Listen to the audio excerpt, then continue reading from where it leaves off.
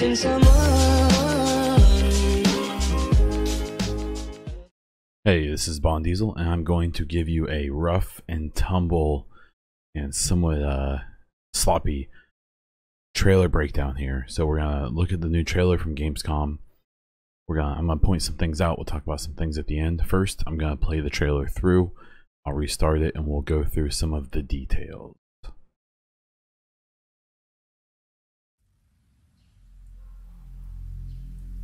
How could this have happened here? Of all the capitals, of all the nations on Earth, none more vigilant, safeguarded, prepared. Was it vanity?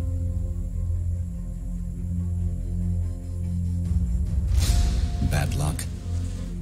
Or something more sinister? One thing is beyond question. This is where we push back. This is our defining moment. If we fail, our nation falls. We are the free world's last line of defense.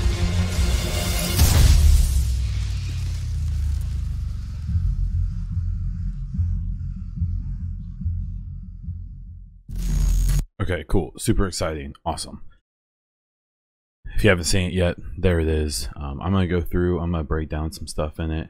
I didn't find anything super crazy or interesting, but I do think there's some stuff worth talking about. So here we go.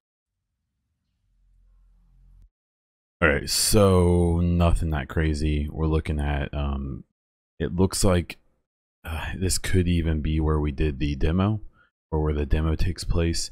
That looks like it could be some wreckage of Air Force One on the left. We obviously have the Capitol building back there in the background. I didn't notice anything that spectacular here, except some of the flora and fauna is rather nice looking. How could this have happened here? This is just worth noting that this is inside the Capitol building. You know, we don't really know where missions are going to be and things like that. The Capitol building is one that I'd be highly surprised if a mission didn't take place there, even to the point that in the main story mission, if we have a General Assembly type mission, it wouldn't surprise me if like our culminating mission in Division 2 takes place in the Capitol building. It's a good place for it if you think about it, but nothing too crazy here. Inside the Capitol, tattered American flag. We'll go from there. Of all the capitals, of all the nations. Okay, so inside the White House, I'm not super up to date and knowledgeable on the White House, its layout. I do not believe that's the Oval Office directly ahead, but I do believe this is supposed to be our first look inside the White House. There's been some screenshots and such of the outside of the White House so far. So it appears there's a bunch of shell casings on the floor there to the right. See here, it appears there's bullet holes and damage to the columns in here. These all should be support stone columns and stuff. This is a very old building. Yeah, and just general kind of destruction and chaos in what should be a very well organized place On Earth. Okay, so I looked around. I'm sure someone can figure out what this building is here. I personally couldn't, and just trying to do a little research before. But this brings up probably first point I want to make.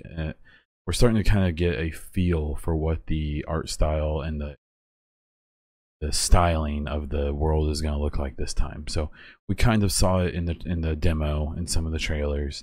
But the demo was pretty wide open. It doesn't seem like it's going to be that normal for everything. There's a lot of city streets and confined areas in DC, as well as the open areas. So we see a disheveled building, broken down police cars. I suspect the bunny is supposed to be some kind of little Easter egg or something like that. But just the general feel and the color and the brightness of the world this time, instead of the snow-covered, very dark world of Division 1. None. More vigilant. So we have the Washington Monument. I suspect there's no real symbolism in it, but we do have all of the flag posts around it, and some of the flags are at half staff. Some of them are upside down, which typically is a signal of emergency or distress. I believe on like Navy ships and stuff like that, that's a symbol to, or a signal to others that there's a problem. There's some flags missing, there's some flags bent over, it's hard to tell.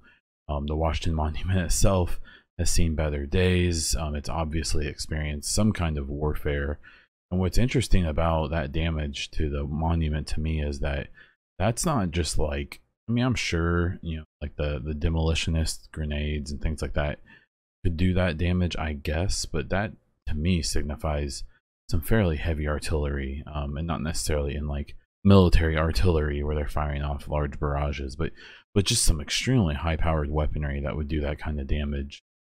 So it kind of makes you wonder if the involvement of the True Sons, who are former military, maybe there's vehicles involved in this game, things that we just didn't see in Division 1. So I'm kind of curious to what would have done all that damage. And then the Unity here, it kind of makes you wonder, is this something from the civilians? Is this something from one of the enemy factions? You know, is it propaganda, or is it something else? So just something to look at. Safeguarded. So it's the same area. You look around, these are Sarah barriers. Those should look very familiar from Division 1. You see tents and stuff set up. It's, you know, this looks a lot like Camp Hudson to me, if you think about it, except it's not inhabited and there's no people. And it's definitely disheveled, to say the least. So just a little something going on there. Again, we see the damage to the Washington Monument, and we see definitely evidence that Sarah at one point was here trying to do their stuff, and for whatever reason are no longer there. Prepared.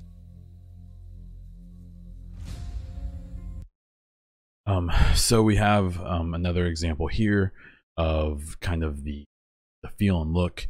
What this actually reminds me a lot of is the original Division trailers, where all of the streets are just full of junk and stuff. And if you see here, there's all these trash cans, there's debris, there's children's toys, there's even their chalk markings on the ground and stuff.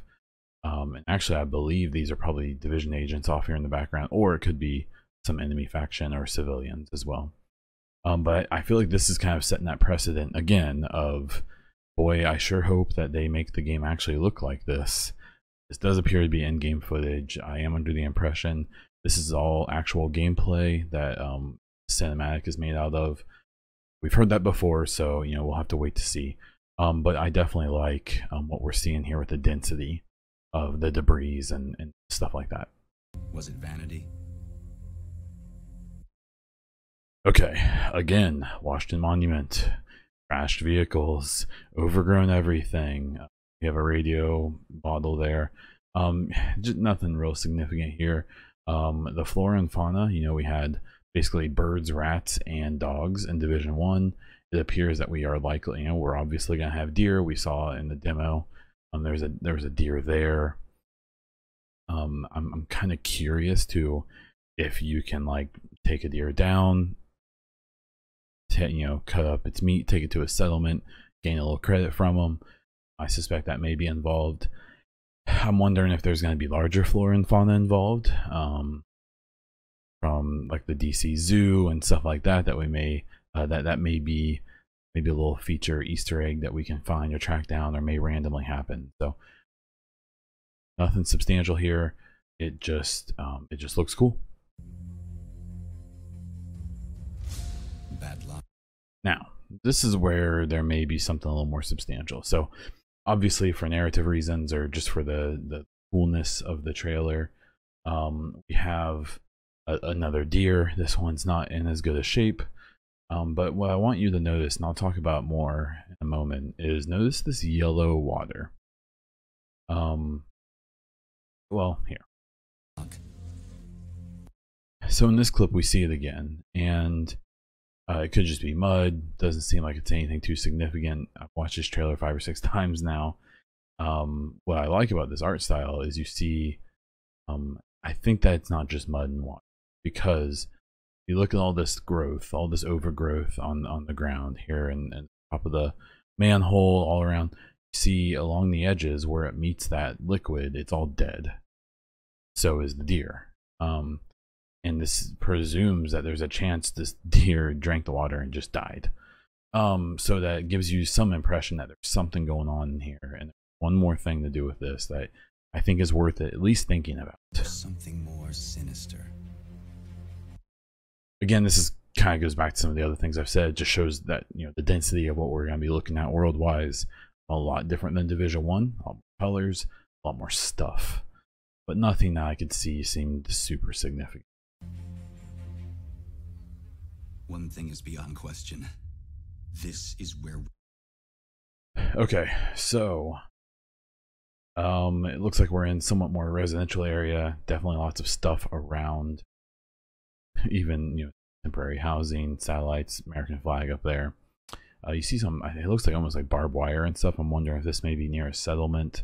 You see the American flag graffiti in the background.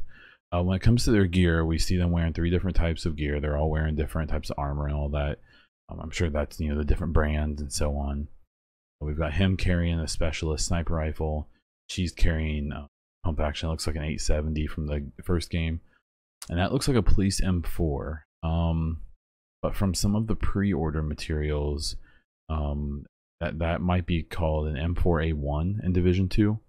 It looks like we may be getting an expansion to some of that. But at the end of the day, those 2 weapons appear to be from Division 1, and this is a known gun that we have seen for the specialization Division 2. We push back. Nothing big here that I can tell. This looks like it's a UMP-45 or something. I think they're being pretty careful with not showing us any new guns and stuff. We do see the climbing and the rope tool here. It appears to still be there, so we'll still be using that. A little more detail to the shade patch here. I suspect we'll be able to change those right when the game starts, but we'll have to see. The Isaac unit up here, but nothing too substantial as far as I could tell. This is our defining moment. Here we have the specialist crossbow. I think that's still just an M4, and I can't really tell what they've got going on back here. But again, kind of the same flora and fauna that we've seen previously in the trailer. So evac route, I'm not seeing anything huge here. We'll see some stuff here in a moment. Just a lot more density than before. If we fail, our nation falls. So here's a slide. You can kind of get an effect similar to this in Division 1 when going cover to cover, especially into low cover, I believe. But this may be kind of a new animation, a new system from sprinting. That might be a new gun. I was trying to compare it a little bit. I don't think it's an ACR, but I couldn't really put my finger on what it is exactly. But it's worth maybe someone else who's better with guns can look at this area a few more times and see if they can figure out what it is. This part's super cool. So I believe in the trailers for Division 1, we saw something where the agents could slide over the cars, over their hoods when they're moving. I don't think it's in the game right now. I believe you just jump up on the car. But now, as confirmed by one of the devs, when you're sprinting towards a car, you can vault over the hoods, and I imagine that's going to be a feature in other parts, like the low cover and stuff like that as well. The free world's last. This is interesting to me because if this is from game footage, something I noticed was back here, this agent is like laying down with their back against cover. So I don't know if this is like a dynamic down situation where this agent's been, this model or this character has been like hit down to the down state, and this is the way they look. But even in the demo, we saw that they still go to all fours. So that is interesting. I don't know if maybe there's been a change in the cover system or something like that, but that was just a little thing I noticed. Line of defense. So here, a few things here. So if you remember back when I was talking about the deer and yellow gunk, the liquid that appeared to be killing stuff around it, here it is again, or at least it appears to be extremely similar. It's here, it seems to be covering almost everything. You don't see it on the roofs, you don't see it. So I'm thinking there's a few things going on here. Best case, I don't know. I think that this may be a situation where maybe this was some kind of control technique for the virus or something, and they went around, they sprayed this stuff all over all the buildings as like a decontamination or something like that. Maybe it went wrong, maybe it didn't work as it was supposed to. Maybe it was sprayed there by people with nefarious intentions. But this definitely seems to have something to do with what we saw on the deer, and it seems to be pretty prominently shown to us right here. So you know, take your own guesses, maybe figure out your own stuff, and let me know if you have any idea, or you just have some guesses to what it is. The other thing to notice here, it's a green flare. If you remember from the demo, if you watched any of the demo footage where the people playing, if they called in reinforcements from the local militia, the local civilians, you would actually shoot up a green flare instead of a red one, like in the DZ. And the last thing to notice here is the Washington Monument, the Capitol building. I believe Taylor, on a post that Marco made, figured out that with this tower here and the type of industrial buildings you're looking at, this is probably somewhere in Georgetown, which roughly they were able to figure out that it's within the original map boundaries that we've kind of guessed on, or that we've seen from the trailer.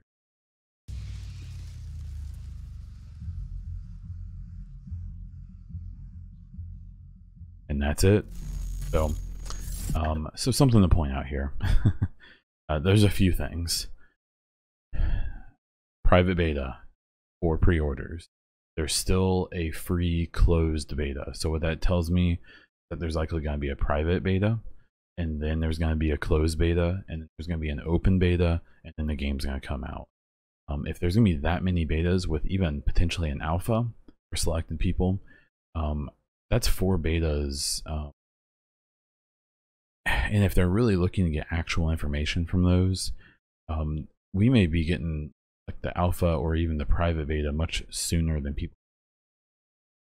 This is one of the pre-order packs you can get. It's a hazmat cosmetic suit.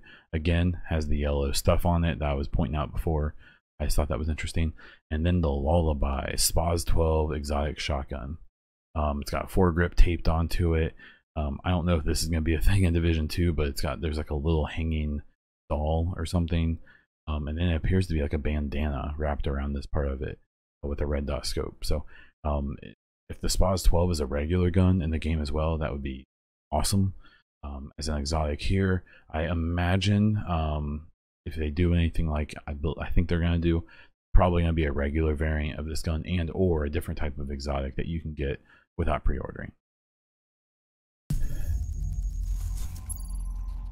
So there we have it. So there's the box art. See it PC, PS4, and Xbox. There's been a lot of outcry and freaking out about some of the pre-order stuff.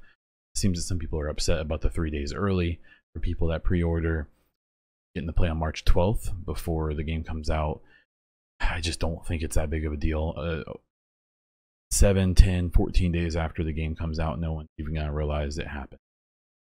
Sure, a few full-time streamers are going to get way ahead of everyone, and then people are going to catch. It's just, I don't think it's that big of a deal. It could be, but I'm not expecting it to be. The bigger issue with a lot of people being that the DLC, you have the year 1 pass, which comes with the more expensive editions of the game. you get the DLC, which is going to be free, the 3 editions that they talked about, but that you get to play it a week early. I don't think it's the end of the world. It's still a season pass. It needs to have something worth buying it, and that seems fair, especially considering that after that 7 days is over, everyone's going to have it and everyone can do it. Just worth throwing out there. The other thing is to talk about the stash. We know that some of the more expensive variants of the game are going to give you extra storage space in your cache or in your stash. And that was a big issue in Division 1. It was a fairly limited stash and people filled it up and just wanted more. The devs and CMs made it pretty clear that that's pretty heavy on the servers. They did end up upping it quite a bit, both on the character and in the actual stash. If this stash bonus is a one-time only thing, if you pre-order and you get the stash extra, that can be okay. The biggest thing is that the base amount that everyone gets in their stash and their storage needs to be comparative, if not better, than the current game. So I believe it's 150 right now. So if it's around 150 to 200, that should be fine. If people get an extra 50 spots for pre-ordering, good for them, that's great. There's always the possibility that if you want to on your own without pre-ordering, you can buy that stash space on your own. That's great.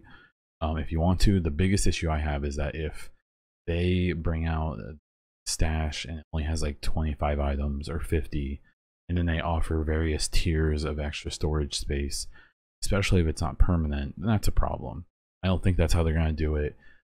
It seems like a lot of other people are jumping to conclusions and getting super upset. Whether they really are or not, you can decide on your own. It's something worth looking at. It's something that if it ends up being as bad as some people think it is, definitely worth throwing a fit about. But for now, we don't know much, and I think maybe we need to just relax a little bit. That said, that's all I have for this one. Try to find me on YouTube, Twitter, or Twitch as Bond Diesel, on Instagram as BondDiesel_Twitch. You can find my podcast, The Echo Cast, Anchor, SoundCloud, and iTunes. And that's about it. So that's all I have for this one. This was Bond Diesel, and until next time.